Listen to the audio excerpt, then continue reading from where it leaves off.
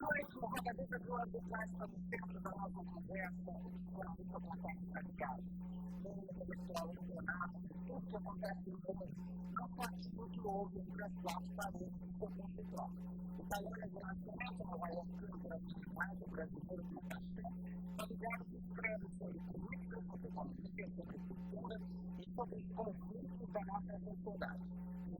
Para falar com ele, muitas das pessoas mais práticas do relacionamento entre homens e mulheres. Esse assunto interessa a todos nós cidadãos do país que acaba de eleger pela primeira vez uma mulher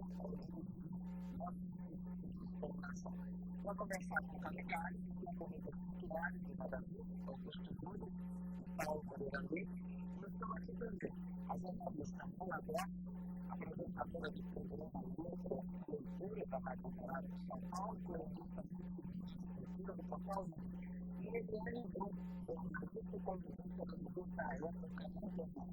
Está conosco também o cartunista Paulo Caruso, que vai analisar a solução com a arte.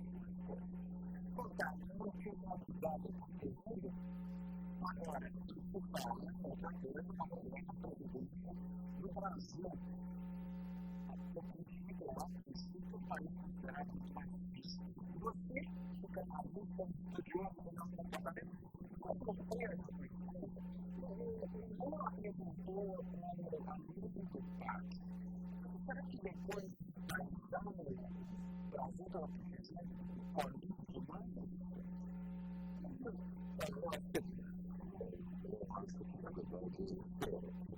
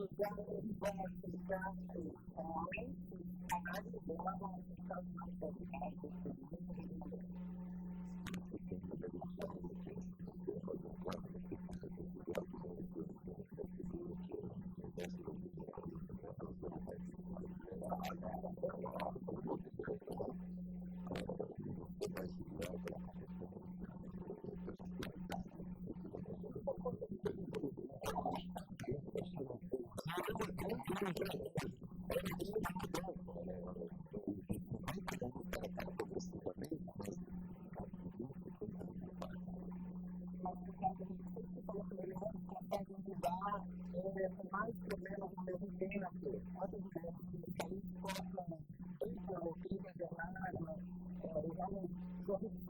tem problema a cada passo, cada dia um passo e tal. Isso muda, mas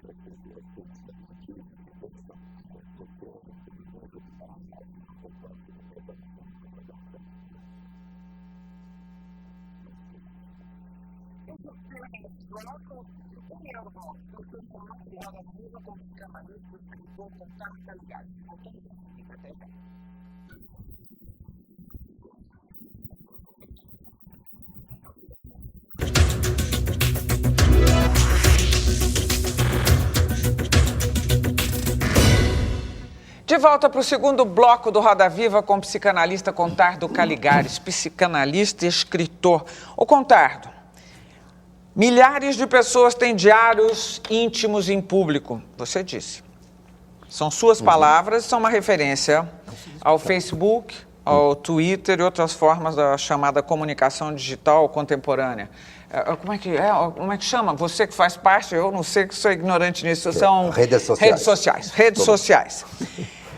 Não existem mais segredos, é isso, Contardo? Você também disse que as pessoas falam demais. O que acontece com pessoas falando demais? A comunicação não se... Justo eu agora, tenho que me calar, não vou falar mais nada.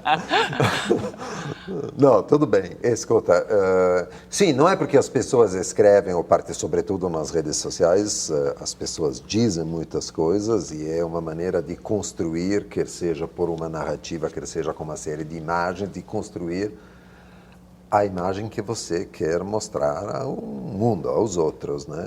Não significa que você não tenha áreas de segredo. Eu acho ótimo que a gente tenha áreas de segredo, não? Mas você pode...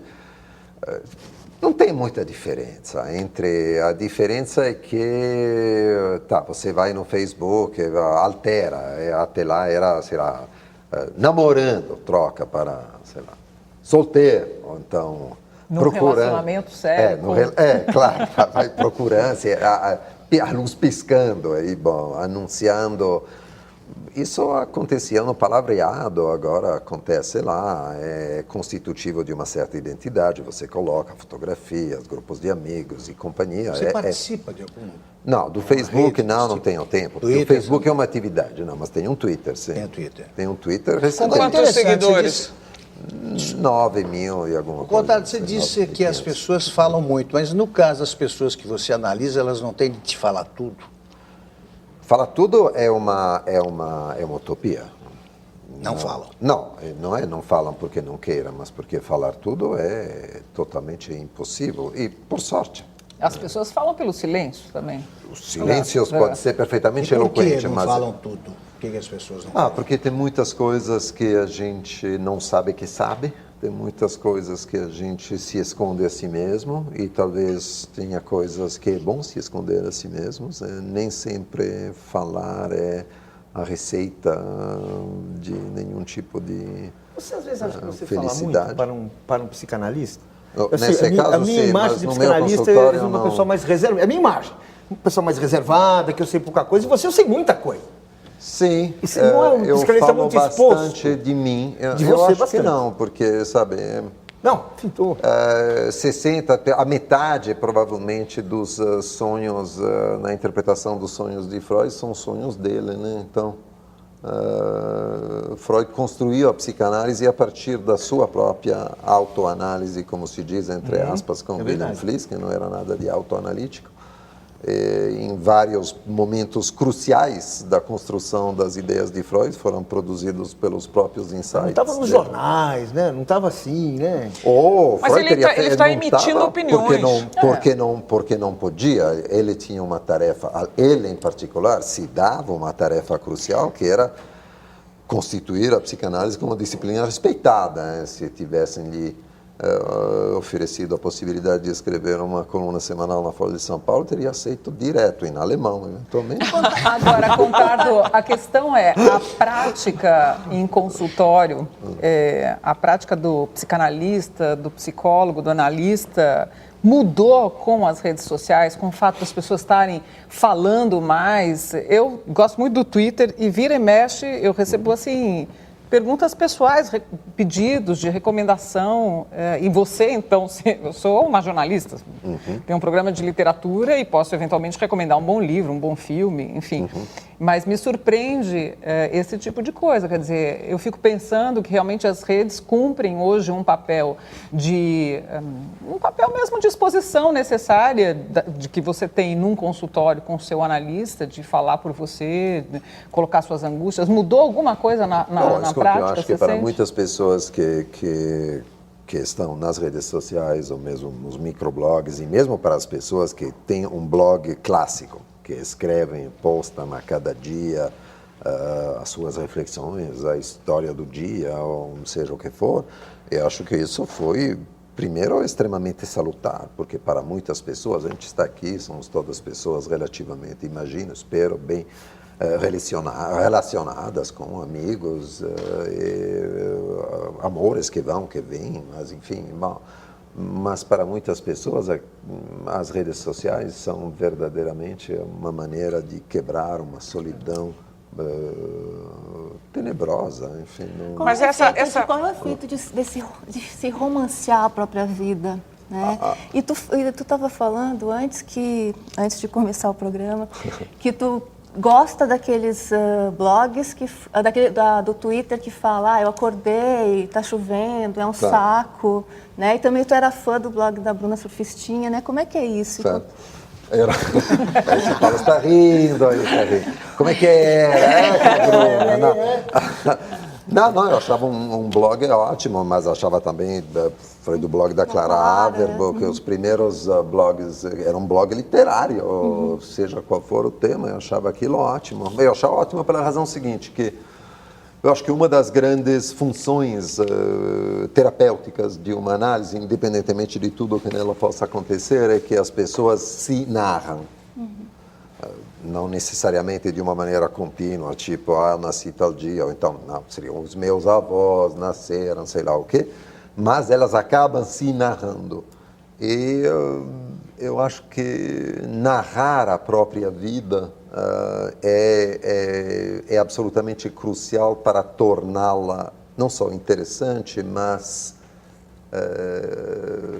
para transformá-la em algo que vale a pena aos nossos próprios olhos. É preciso encontrar maneiras de romancear a vida da gente. Bom, mas você está dizendo que ela tem que ser publicitada, ela tem que ser não publicada. Obrigatoriamente, mas nesse caso foi assim que aconteceu. Quer dizer, blogs permitiram a minha isso. vida existe a partir do momento em que o outro leia sobre mim, é isso que você está dizendo? Não, é que quando você senta para escrever aquilo, você faz uma operação de romancear a história, mesmo que seja eventualmente para um diário íntimo que não vai estar em blog algum, que vai ficar na sua gaveta. Aquele trabalho de escrita é transformador. Contar a própria vida da gente, mesmo que seja para você mesmo, para um gravador ou escrevendo um diário, aquilo é transformador, dá sentido à vida da gente. Sabe aquela coisa que você pode olhar para o seu passado e o seu presente, dar aquilo a dimensão de uma história que vale a pena ser contada. Contar, você está falando de você, né? No seu caso, no livro O Conto do Amor, que é um pouco autobiográfico, você fala um pouco da reconciliação com seu pai através das cartas que você começou a ler, que você começou a escrever. Sim. Tem um pouco essa função catártica e, ao mesmo tempo, de digestão de um momento, da perda, do luto. Não, isso sem dúvida, mas a ficção serve para isso, certo? Entre outras coisas. Mas sim. O que é curioso é que eu tenha chegado a escrever realmente ficção tão tarde, mas agora é o que me interessa mais, efetivamente, sim. E certamente é uma maneira de... Você precisa de um analista ou você se analisa? Eu não me analiso porque ninguém se analisa, a gente só se analisa com um analista. Então, agora faz tempo, já faz uns 8, 9 anos que não voltei a me analisar, mas... O que a psicanálise te deu, tu como paciente, no tempo que tu se analisou? Primeiro uma gastrite que saiu, isso foi super importante. Foi, aliás, o que mais me impressionou, que a minha gastrite crônica parou. Aí eu achei que, então, queria ver isso mais de perto. Bom, isso é uma resposta um pouco humorística, mas... mas, escuta, melhorou a minha qualidade de vida, porque, para mim, melhorar a minha qualidade de vida é tornar a minha vida a minha experiência mais intensa. Então, quanto mais... A psicanálise é um ângulo para olhar para a realidade, toda a realidade, inclusive a realidade cotidiana, aquela do microblog, como você dizia. É um ângulo muito rico, então é uma coisa que enriquece a minha relação com o mundo. Então, enriqueceu muito a minha relação com o mundo. Você, como analista hoje, nesse mundo que a gente vive, de sociedade de massa, cultura de massa, comunicação de massa, Há momentos em que fica difícil perceber, localizar a fronteira entre a psicanálise e a autoajuda. Há momentos que as pessoas parecem que estão dando conselho e o que a gente está procurando é conselho. Sim. Mesmo assim, lendo coisas que você já escreveu, coisas que você já disse, assim, eu podia fazer assim, como é que é isso? Assim, como é que a gente, se tem essa diferença mesmo, assim, de como é que você sabe disso? Como é que a gente pode, enfim, entender isso? Escuta, a grande diferença é que não é tanto o fato do aconselhamento enquanto tal... Porque às vezes você está fazendo autoajuda, né? Momentos que você está fazendo autoajuda, né? Não é auto, aí autoajuda, você está oferecendo alguém para se autoajudar, isso. Sim, mas a grande diferença é que, em princípio, na autoajuda você tem algumas receitas. Digo em princípio, porque existem livros de autoajuda que são excelentes, mas você está... Você disse que existem livros de autoajuda que são existem excelentes? Livros Cita algum. Não vou citar isso, até porque, na verdade, é completamente idiosincrático, do tipo, tem um livro que foi ótimo para alguém. Naquele momento. Naquele momento, leu, ajudou pra caramba. Ok, desculpe. Enquanto não tem livros que tenham esse valor geral, senão seria a Bíblia, muito bem. Mas é isso, digo, o livro de autoajuda, pelo próprio caráter de ser um livro, que então se endereça a, sei saber lá, automático do amanhã e tal. É claro, então existe uma série de princípios, de ideias que são fonte de uma série de conselhos. A posição do psicanalista, ou mesmo do psicoterapeuta, é completamente diferente. Eu não tenho doutrina, não tenho posição moral, não tenho posição moralista, posso ter uma posição ética quanto a como eu me comporto com os pacientes e com o mundo, mas não tenho ideias morais para transmitir, do tipo, você não deveria transar desse jeito, é melhor, sei lá, fazer... diferente, bom. Aproveitando, contar dessa chegada aos livros, não aos de autoajuda, mas aos livros de um modo geral, você me disse uma das coisas mais lindas no programa, que durante muito tempo a literatura foi o repertório da vida. Muita gente aprendeu a namorar, a flertar, a se apaixonar na época em que não tinha cinema, televisão, internet, então... pelas páginas da literatura. Sem dúvida nenhuma. E certo. Hoje que a gente tem tudo isso à nossa disposição, qual é a função, qual é o papel assim, da literatura? Eu acho que ela continua tendo esse papel junto com, claro, o cinema, a televisão, as novelas.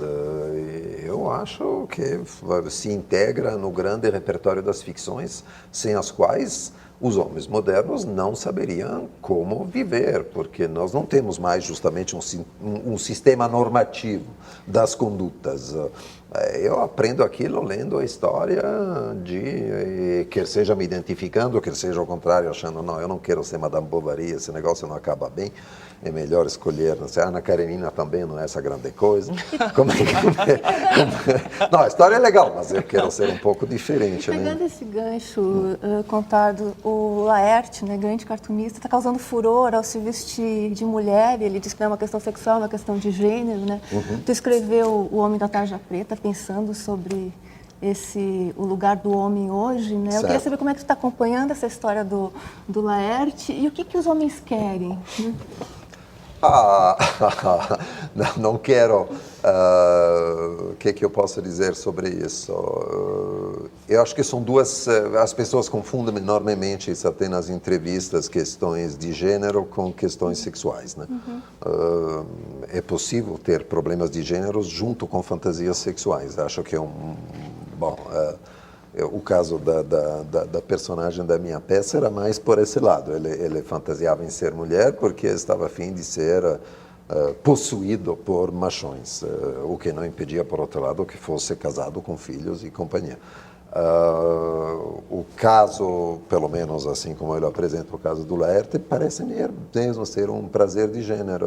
Agora, isso é uma coisa pequena, mas eu trabalhei numa época porque era próximo de um pavilhão do Hospital Saint-Anne que se especializava de alguma forma. Quase todos os suicídios de transexuais iam para lá, então a gente tinha como encontrar aí problemas de gênero verdadeiramente. Isso as pessoas não entendem muito bem, porque a pessoa média que lê aquilo, ouve falar daquilo, acha que é sacanagem, ser vergonhice, alguma coisa assim. Então não entende muito bem, porque o tamanho do problema de você se sentir realmente no corpo errado, aquilo é um negócio enlouquecedor, né? É isso que você chama de problema isso é um problema de gênero. problema de gênero é isso. Você sabe a sua sexualidade, mas você sabe que está no corpo errado. Sim, né? sim. Tanto que, aí, numa época, por exemplo, a entrevista para permitir ou não, psiquiátrica para permitir ou não a operação, a mudança de gênero, incluía questões sobre a preferência sexual. E aí se viu que não tinha nada a ver, porque você podia perguntar, tipo, mas você é homem, quer se transformar em mulher. Mas você gosta de homem ou de mulher? Não, eu gosto de mulher. Mas então por que você quer parar de ser homem? Não, eu gosto de mulher como uma mulher lésbica que gosta de mulheres. Essa era a resposta, que parecia totalmente maluca, mas esse é um problema de gênero, não tem nada a ver com as preferências sexuais. É um negócio que você acorda de manhã, esse corpo, eu estou aqui por engano. E você fala de fantasias sexuais. Você falou da sua peça, tem o negócio da fantasia sexual. Você defende que as fantasias sexuais devem ser expressas, não necessariamente vividas, mas sempre expressas, é isso? Sim, expressadas, pelo menos ditas a si mesmo, né? Isso no mínimo, até porque sem uma certa relação com as fantasias, não existe sexualidade sem fantasias sexuais. Vamos começar com isso. Né? Não existe mesmo. Não existe a sexualidade não tem nada de natural. A sexualidade humana não tem. Ela é cultural, ou seja, que a gente não deseja porque, sei lá, a fêmea mudou de cor no começo da primavera. Não é assim. Não. É preciso ter uma fantasia porque ela, sei lá, se virou de uma certa forma, subiu em cima da escada e não sei o que está usando aquela saia que eu vi no cinema. E os homens, basicamente, têm mais fantasias sexuais que as... Mais explícitas. As mulheres têm também uma plasticidade de fantasias bem maior, entre outras coisas pelas quais elas são melhores do que os homens, bem essa. Mas os homens são um pouquinho mais... são considerados tarados porque são pouco plásticos. Então, o cara tem uma fantasia, é capaz de ter a mesma fantasia a vida inteira, e sem aquilo não dá, né? Entendeu? Então, é verdade que fica um pouco chato a longo prazo, mas é assim, não tem muito. As fantasias sexuais das pessoas, então, não tem sexo sem elas, elas podem estar escondidas, mas sem elas não tem desejo. Segundo, no fundo elas não mudam. Não se muda de fantasia sexual. A gente pode modificar um pouco a gramática de uma fantasia sexual, vai acontecer de um modo um pouco diferente, mas o fundo... E suas origens são, normalmente, são vêm verdadeira primeira infância, uma série Agora, de cruzamentos, elas podem de ser frases, cultivadas a episódios. dois, assim, num casal Sim. não do mesmo sexo, do mesmo gênero, mas num casal diferente, visto que a mulher pensa diferente do homem? É possível claro. essa comunhão de fantasia? Claro. É aconselhável. Idealmente, é aconselhável, ou então é aquela coisa que é a média... Quer dizer, o sexo em geral é assim, né? Você transa com a sua fantasia, o outro transa com a dele ou a dela, e a gente aproveita da presença desse cabide para exercer a fantasia. Quer dizer, na verdade, vou dizer Ninguém aqui... transa com o outro. O outro é o cabide da nossa fantasia. Eu vou dizer, então, é horrível o que eu vou dizer, mas me parece que cada relação sexual é uma suruba sempre, em cima das fantasias todas. São duas pessoas, mas com fantasias, porque senão não se dá. Seria, é isso, o desejo não acontece. Isso é legal. Fala que É isso. Envolve sempre quatro pessoas. Não tem alguém que fala isso? Toda relação sexual envolve sempre quatro pessoas. Quer dizer, você... Quer dizer, não existe a relação a dois, o que você está dizendo? Não, existe, claro, existe o amor. Ué, estou falando em cima do que ele disse. Existe o amor, existe a possibilidade, claro, mas essa é uma relação a dois. É uma relação a dois. Mas não estou dizendo que tenha que ser plural, estou dizendo que cada um chega na relação sexual com a fantasia que ele tem, que não é necessariamente a do outro, e que a gente, o que faz numa relação sexual é permitir que o outro recorra à fantasia dele e a gente recorra a nós. Mas você mesmo já falou que o amor pode atrapalhar muito esse negócio de sexo. Isso é verdade, isso todo mundo sabe, não precisa eu que eu falasse. Não, nós mulheres Não, não. mas eu queria que você não, as explicasse. mulheres é verdade, Eu queria que tem você essa explicasse como é que é isso. Pois é, a maior fantasia da mulher é relacionar o sexo ao amor. Acho que essa é a maior fantasia. Eu pensava que você me explicasse. Não, eu quero ouvir. Não, o amor atrapalha, porque o amor torna o outro sempre um pouco intangível, né? O amor idealiza fortemente o outro. E o sexo é um negócio onde se trata de pegar no outro, de revirá-lo para a esquerda, para a direita, para cima, para baixo. Nenhuma plasticidade. Então, Nelson Rodrigues dizia isso. O sexo é obrigatório ter para que o sexo funcione uma pegada, como se diz na zona. Então, se permitir o acesso ao corpo do outro no amor e com a idealização do amor, isso se torna complicado. Para muitos homens, sobretudo os homens, essas duas coisas são praticamente Sim, separadas. você pode desejar e amar a mesma pessoa. Pode, sim, absolutamente, mas é raríssimo que para o homem essas duas coisas aconteçam ao mesmo tempo. É a mesma pessoa que você ama ternamente e num momento e depois, ou 5 minutos depois, que você deseja e com quem você tem uma relação sexual. Não tem antinomia. É possível desejar e amar a mesma pessoa, mas são duas coisas diferentes. Desejar E como é que está o amor na era da internet? Eu vejo jovens com muita dificuldade de se relacionar, porque eles já não são que nem nós, migrantes digitais, já nasceram nessa. Certo. Então, um cara de 20 anos vai sair com uma menina, ele vai lá no Facebook, já tem a ficha completa com quem que ela saiu, com quem que ela se dá, o que ela pensa e tal. Você sente isso em consultório? Há uma dificuldade, de fato, dos adolescentes em se relacionar amorosamente? Eu acho que eles têm, a grande maioria dos jovens que eu vejo, eles ambicionam namorar. Agora, tem muita dificuldade em encontrar alguém com quem namorar. Namorar sendo propriamente fixo, digamos. Namorar, constituir um casal. Amar e por ter quê? desejo pela mesma pessoa. Sim. Por quê? Me escuta, primeiro porque é difícil. Né? Não é encontrar alguém com quem namorar, ou seja, no fundo, digamos, transferido para a nossa idade, seria com quem casar, né? É um pouco isso. Né? Eu não acho muito fácil. Acontece, sei lá, algumas vezes na vida, não é? Mas não acontece a cada 15 minutos. Mas a fidelidade não está se tornando um valor. É difícil. E segundo porque existe também os contextos nos quais as pessoas, os jovens se encontram, curiosamente, embora eventualmente todos estejam procurando um namoro, os contextos não prestam muito para a constituição de um namoro. Você já tentou falar com alguém numa balada? Dizer um negócio, de onde você é? É impossível, quer dizer, um negócio... Eu tenho que terminar aqui esse bloco.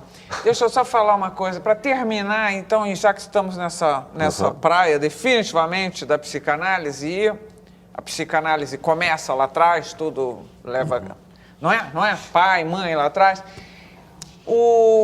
A psicanálise admitiria, você escreveu um livro belíssimo sobre seu pai, admitiria um pai com 85% de aprovação, como teve o Lula ou não?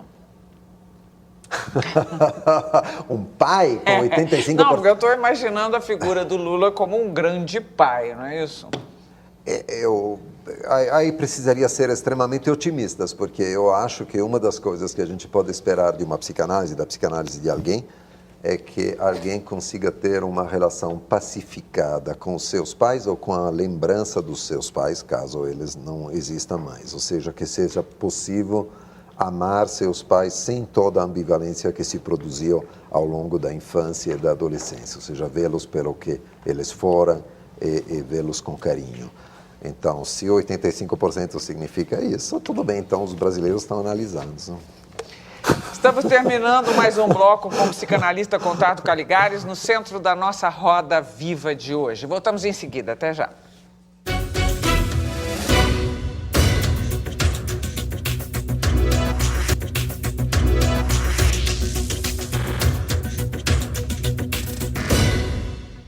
De volta para mais... o que rende um psicanalista no centro de uma roda, com todo mundo neurótico em volta, é uma loucura. Então, nós estamos de volta para mais um bloco com o brilhante Contardo Caligares. Contardo, eu gostaria que você comentasse chegasse às filigranas de uma afirmação que você tem, que você faz, que a justiça é mais importante que a legalidade. Isso eu acho que tem implicações várias. Eu gostaria que você... Escuta, eu acho que é um dos, aliás, não é uma invenção minha, é um dos traços mais importantes da modernidade. Começa no século XVII, essa diferença entre o que é justo, o que me parece justo, o que é justo no meu foro íntimo não coincide com o que é legal.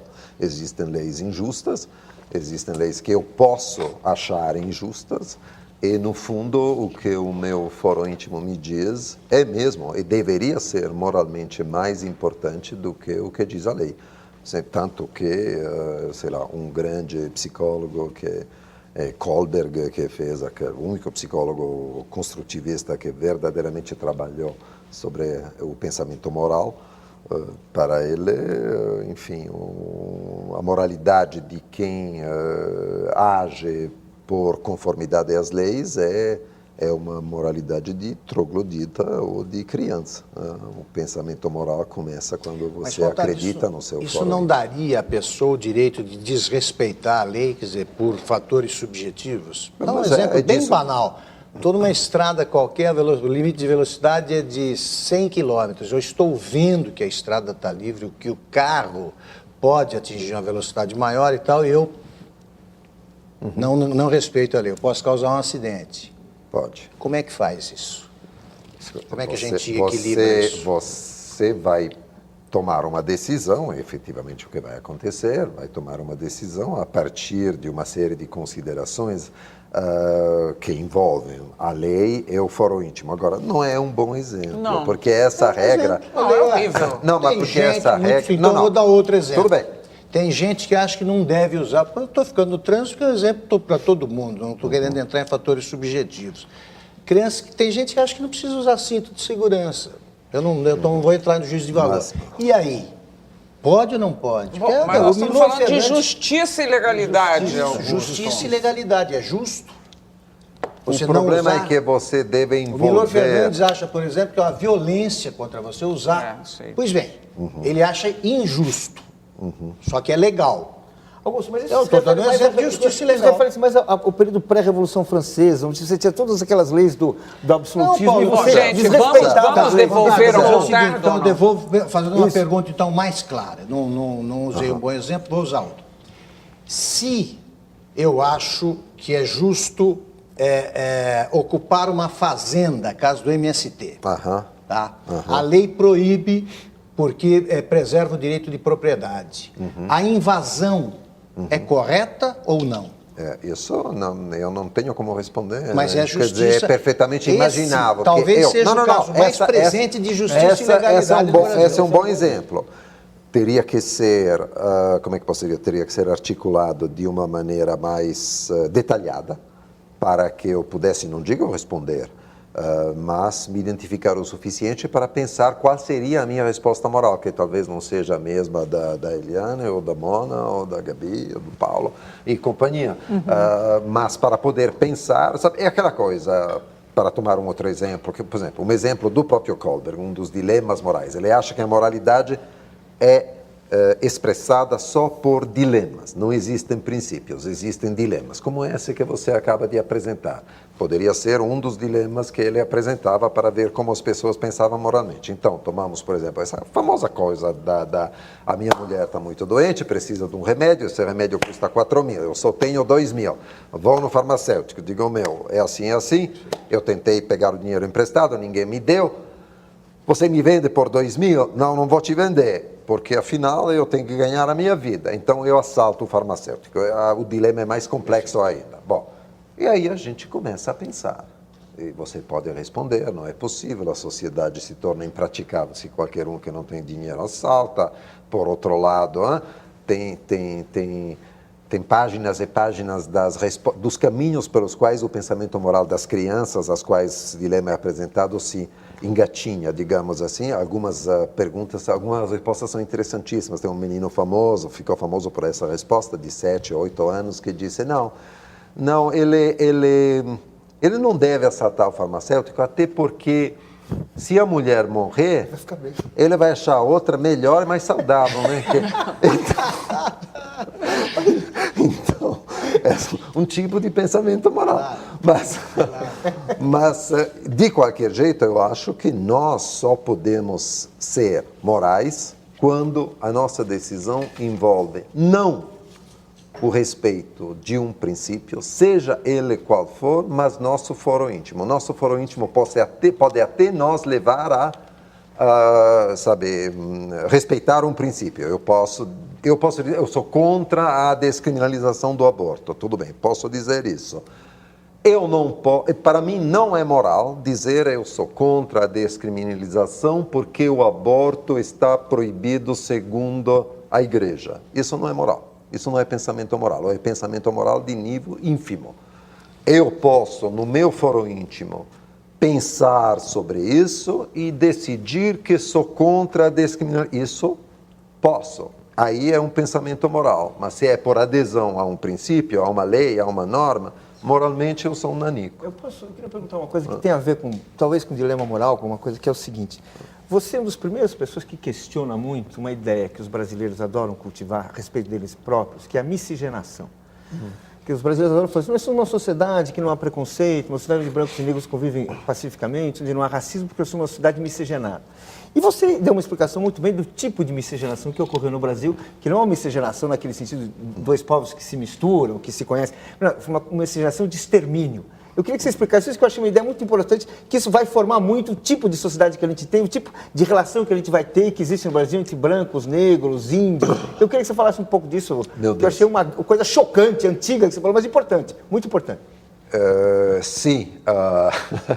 Ao mesmo tempo é engraçado, né? Porque hoje em dia tem uma visão, no fundo, bastante otimista desse ponto de vista, sabe? Porque as minhas primeiras impressões quando eu cheguei ao Brasil, que condensei num livrinho que se chamava Hello Brasil, que eu acho que eram todas muito interessantes e caramba, bom, mas enfim, era mesmo o que queriam ser, ou seja, a impressão de alguém que chegava da Europa com uma visão de europeu, então achava um monte de coisas. Hoje, aí, tomando o que a Gabi me disse, hoje talvez eu seja brasileiro demais para conseguir pensar aquelas coisas. Hoje, primeiro, seria incapaz de escrever aquele livro, porque nem sequer enxergaria as mesmas coisas. Então, claro, eu continuo pensando, o que, aliás, sou longe de ser o único a pensar, que é fajuto falar de uma democracia racial no Brasil, mas ninguém acredita mais nisso. Mas, ao mesmo tempo, eu acho que o Brasil é um país menos racista do que muitos outros. Tem uma boa pergunta desse ponto de vista, sabe? Se você tiver um filho branco, e ele se apaixonar por uma negra, bem negra. Eu não teria nenhum problema com isso. O único problema que eu teria seria o seguinte, eu me perguntaria onde seria mais legal para eles, como casal, viver e ter filhos. Onde seria? Pois é uma pergunta.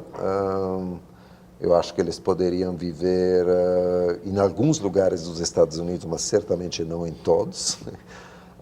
Eu acho que o Brasil é um lugar onde eles poderiam viver, onde eu gostaria que vivessem, se isso acontecesse. Então, isso é um critério interessante, é um critério de foro íntimo, é um critério interessante para medir o que é para nós o que é o racismo. Contato, você chegou no Brasil numa época em que, e durante muitos anos foi assim, que o brasileiro sofria de uma baixa autoestima. Acho que foi uma coisa muito característica para todos nós que estávamos trabalhando como jornalistas, assim, a gente achava tudo lá de fora melhor e tudo mais. E, de repente, eu acho que talvez até a partir do plano real, do governo FHC, para cá, isso parece que mudou. né? Como é que está, na sua avaliação, a autoestima do brasileiro, a autoestima nacional? Eu não acredito em autoestima, para mim é um conceito totalmente misterioso, mas então, não, porque eu acho sempre que a gente se enxerga como os outros nos enxergam, então acho que... Não existe autoestima? Então o Não. inferno são Não os existe outros autoestima. mesmo. Não, eu acho que não existe autoestima. Que é uma coisa não tem usada em isso. todos os consultórios, né? Autoestima. Quer né? dizer, Todo mundo fala, o autoestima, baixa inferno autoestima. são Não, os as pessoas outros. dizem, Claro, mas na a verdade autoestima é tá o baixa. olhar dos outros, entendeu? Quando você olha no espelho, você está vendo lá como se fosse a sua própria imagem, na verdade é alguma coisa que é o que o olhar dos outros projeta no espelho, é isso que você vê. É uma Então, imagem distorcida da sua cabeça, no fundo. sim, Você está enxergando... mas é tipo assim, você tem um papagaio aqui no ombro que está olhando para você no espelho, é o que ele vê que você vê como sendo a sua própria imagem. Ou seja, mudou a imagem do Brasil, mudou como o Brasil é visto, como os brasileiros são vistos, isso muda, claro, o que nós chamamos, entre aspas, a autoestima, que não é nunca alto, é sempre... eu preciso ser visto pelos outros e considerado e respeitado pelos outros para começar a me ver de uma maneira um pouco diferente. Então, acho que sim. Daí a gente vai cair outra vez nas redes sociais e nos blogs, em tudo Mas que as é pessoas engraçado. falam Eu vou- de si mesmas. Olha aqui, Para de existir, eu novo- preciso do outro. Não É sei, isso. Por Pera que aí, não? Porque aí vira um dever Não, mas você pera um expor a pouco, sua privacidade. mas- Eu não Gabi- quero ficar na contramão, não, mas eu digo o seguinte, o brasileiro, Exemplo de trânsito, de quando novo. viaja, Sim. o brasileiro continua furando fila. Eu viajei com um cara que tinha sido vereador em São Paulo, em Nova York, botou aquela moedinha para pegar o jornal, pegou 2 exemplares do mesmo jornal. Aham. Eu falei, mas por que você está fazendo isso? É porque americano é trouxa. Aham. Esse troço continua, gente. Certo. O brasileiro é grosseiro, fala alto, de modo geral, essas excursões de brasileiros, é um negócio que é apavorante a visão. Como é que a gente acha que o brasileiro age assim e os outros é que nos olhavam, ele achava então que os outros olhavam o brasileiro como um vencedor? Isso que eu não estou entendendo. Se ele refletia a visão dos outros, eu acho que nesse caso não bate, porque os outros olhavam como ele era, uma figura vulgar. E ele não se achava assim. Mas O brasileiro se acha esperto. que viaja. Bom, vamos Não, devolver. Paulo, a gente vê excursões. Não, Eu tudo tô bem, tudo descrevendo bem. alguma Escuta, caricatura, Augusto, é o seguinte, Meu Deus também, do céu. também, em geral, ter ou construir uma ideia, uma visão do que é um povo, seja ele, sei lá, o americano, caramba, a partir da amostra dos turistas que chegam, sobretudo de excursão, eu acho um pouco injusto. Eu não me faço uma ideia dos alemães ou dos franceses ou dos belgas ou dos italianos a partir das excursões de turismo sexual em Fortaleza. Não é isso.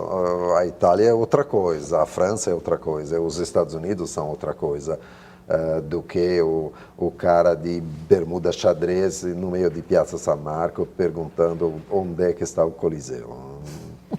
Contava por que tu escolheu o Brasil e por que escolheu São Paulo, que é uma cidade que muitos veem como uma cidade muito dura, muito grande, muito poluída, muito imobilizada pelo trânsito. Não, isso foi por isso mesmo. Pois é, como é que é Por isso? ser uma cidade e que lugar muito é dura, esse muito que tu poluída. falava antes de Desterro, que parece que é o teu lugar, né? Em geral é um lugar urbano, porque a cidade começa a surgir, a cidade, digo, na história da humanidade, na história da humanidade moderna, surge como um lugar para onde vão os desterrados, justamente, né? Que deixam a terra e vão para lá. Então,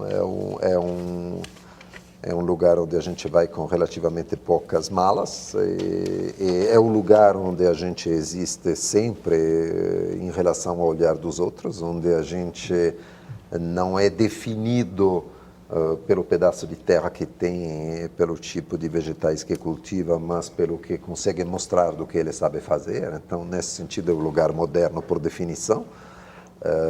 Eu gosto disso porque é um lugar de máxima liberdade, onde a sua bagagem, a sua origem conta menos, onde então você pode, o que eu posso dizer, se definir pelo que você faz. Então, eu gosto só de cidade muito grande por causa disso. São Paulo é uma cidade bastante cosmopolita, muito cosmopolita, de um certo ponto de vista menos provinciana do que muitas grandes cidades europeias, inclusive americanas. Então, é uma cidade da qual eu gosto muito. Não tenho... Eu escolhi São Paulo na última vez, foi entre São Paulo e Nova York, e aí foi mais pela qualidade dos amigos e das relações do que necessariamente pela arquitetura. Bem nessa pergunta, assim, você acha que uma parcela importante da elite brasileira, você convive com a elite, certo? Ela é mais aberta, mais generosa, mais receptiva a um estrangeiro do que, por exemplo, nos Estados Unidos, do que, por exemplo, na França? Porque eu acho que o estrangeiro que vem aqui, ele consegue... Ao contrário da ideia que muitos brasileiros têm de si próprios, que eles são poucos modernos, acho que a gente é muito moderno. A gente realmente examina as pessoas porque elas são. Aqui é muito fácil no estrangeiro fazer sucesso, merecendo ou merecendo pouco. Mas, enfim, você acha que o Brasil tem uma elite que é especialmente generosa, aberta, tolerante, democrática, enfim? Sim, bom, primeiro a grande diferença entre as Américas e a Europa, né? A Europa não é um lugar, não é um lugar que nasceu por ondas sucessivas de imigração. Cada lugar é um lugar onde convivem as pessoas que lá nasceram porque os pais deles lá nasceram, meus avós também, os bisavós também. Então, lá da tradição, na Europa pesa muito. Pesa muito de onde você vem. Mesmo eu que fiz toda a minha carreira antes de vir ao Brasil na França, sendo italiano, tudo bem, falo francês absolutamente sem sotaque, então isso não me atrapalhou muito, mas na França faz uma diferença poderosa. Você ser dono da língua do mestre ou não, muda tudo. Nos Estados Unidos também faz uma diferença, mas é, apesar de tudo, um país americano, ou seja, as Américas do Norte como do Sul são ambas sonhos migratórios de pessoas que Mas aqui você acha que são os mais receptivos, né? Até? A gente é esse povo cordial que... Não, essa coisa da cordialidade... Tem outros... Não, cordial no sentido de que a lógica da vida privada domina grande parte da vida pública, sim. Cordialidade no sentido necessariamente da simpatia, também sim, porque a qualidade da amizade é muito grande no Brasil. Quando a amizade se constitui, ela de excelente qualidade. Aqui tem mais amizade, não você acha? Eu fiz os meus melhores amigos aqui. Por que você duvidou dessa cordialidade a hora que eu disse? Não, porque um dos mal-entendidos quanto à expressão original é pensar que os brasileiros seriam todos de bom coração. Não, a ideia é que o coração domina eventualmente a razão, o que pode ser o fundamento da máfia, tipo para os amigos tudo, para os outros nada. A máfia é cordial. Por exemplo, a corrupção política, o nepotismo é cordial, porque eu gosto muito do meu filhinho, ele não tem como trabalhar, então é também cordial. Então, a cordialidade não é uma coisa necessariamente legal. Contardo, eu vou entrar aqui, eu quero voltar para a política, mas num viés aí que tem muito a ver com problemas cotidianos nas relações humanas. Traição, como é que você analisa a traição? E eu vou parar na traição política depois. É a mesma coisa? A traição, você está falando amorosa? Estou falando traição, esse em conceito, geral. Primeiro. Tá. Tem uma frase sua aqui, se quiser eu lembro. Eu posso, deve ser aquela que eu vou dizer, porque é sempre a primeira coisa que eu digo quando se fala de traição. Acho que a coisa mais importante para qualquer um é não se trair. Não se trair. Sim, isso não, porque isso é a única coisa da qual a gente nunca se perdoa. Você pode se perdoar, mas a culpa de ter se traído a si mesmo... Ter traído seu desejo, seu desejo, suas ambições, inclusive seu próprio pensamento moral, isso fica o suficiente para nos adoecer. Então, a primeira traição é essa, não se trair. Aí, derivando para a traição política, esse é um assunto que tem rodado aqui muito ultimamente. Traição política qual? Porque, historicamente, a criatura criatura, entre aspas, trai, abandona o criador. Ah, tá. Estou pensando em Dilma e Lula. A gente está vendo em que prazo isso se dará. Como é que você faz a análise de uma traição política? O que seria considerado uma traição política? Francamente, não. Isso eu nem colocaria na categoria de traição.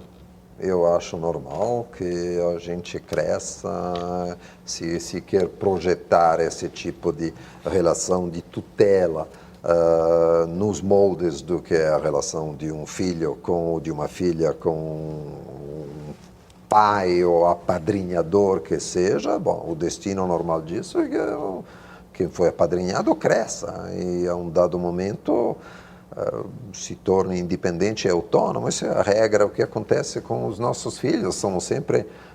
a gente se depara continuamente com essa contradição. Nós queremos, no fundo, nós queremos que eles se tornem capazes de desobedecer, de nós mandar a PQP. Não é o que um político espera, né?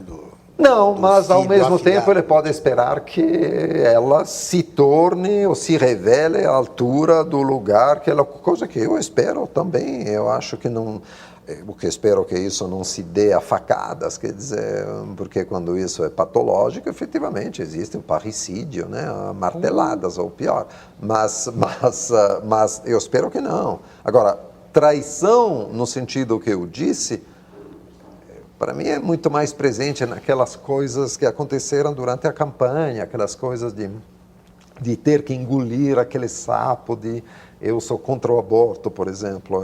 Fora que todo mundo é contra o aborto, obviamente, ninguém é a favor do aborto. Então, seria bom a cada vez explicar que a gente se trata de saber se a gente... fazer aquilo. É contra o fato de descriminalizar aquela prática nos casos em que... Bom, aquilo é um pouco se trair, ou seja, ter que... Agora, tem exemplos famosos na história, né? A começar por Henrique IV, que, como ele bem disse, Paris vale uma missa no domingo, e ele se tornou rei de França, se convertendo ao catolicismo, de protestante que ele era, bom, e conseguiu ser rei de França, conseguiu reunificar a França, inclusive até protestantes e católicos, graças àquela traição de si mesmo, que, aliás, lhe foi aconselhada pela amante, que disse, não dá bola nisso, fala aí.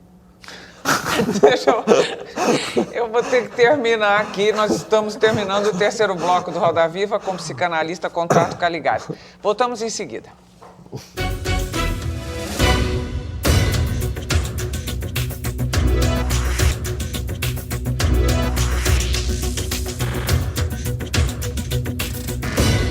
De volta.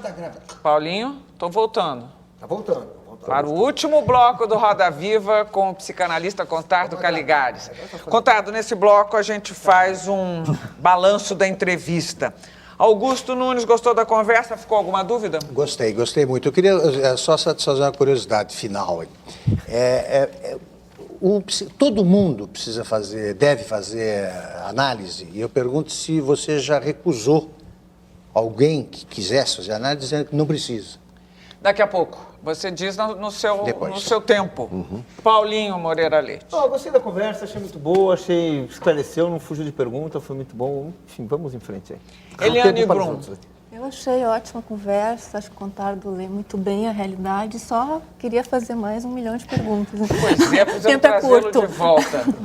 Mona. A gente poderia ficar aqui mais 2 horas ouvindo ele falar sobre tudo, mas tem uma pergunta que eu realmente preciso fazer. Você até toca um pouco nessa questão no seu livro Conto do Amor, que é uma coisa que a gente está vendo muito aí nos filmes e nos blogs, em discussões, que é vida após a morte e reencarnação. Como é que você vê esse fenômeno, como se as pessoas não conseguissem mais interpretar o mundo pelas lentes que a gente tem? Porque essa necessidade de saber sobre vida após a morte e tentar outros contatos. Bom, Caruso, por último, tem a imagem hoje do dia? A imagem que fica para mim é essa explicação, que a vulgaridade é relativa. A sua explicação da vulgaridade, que eu fiz aqui, como se fosse uma cantada para cima dela. Topa um churrasquinho com cerveja? Contardo. Perfeito. Agora é seu tempo. Se você quiser responder as perguntas. Claro. Aliás, tem outra ainda que eu não respondi de antes, que é uma pergunta da Eliane. Você tem 2 minutos e Então, meio. tudo bem. A primeira era a seguinte: se o Brasil é país do futuro, não é a ideia de ser país do futuro não é uma coisa tão presente, tão enraizada na cultura brasileira, que será que o Brasil toparia ser o país do presente, ou conseguiria ser o país do presente? Eu acho que, no fundo, tem algo legal no fato de manter a ideia de que somos o país do futuro. Sabe, tem aquela coisa de Charlie Brown que diz: Deus me colocou na Terra para fazer um monte de coisas e na hora atual eu sou tão atrasado que não vou poder morrer. Então tem essa vantagem no fato de ser o país do futuro. Se tem pessoas, pessoa. Claro, geralmente eu avalio isso em qualquer ocasião.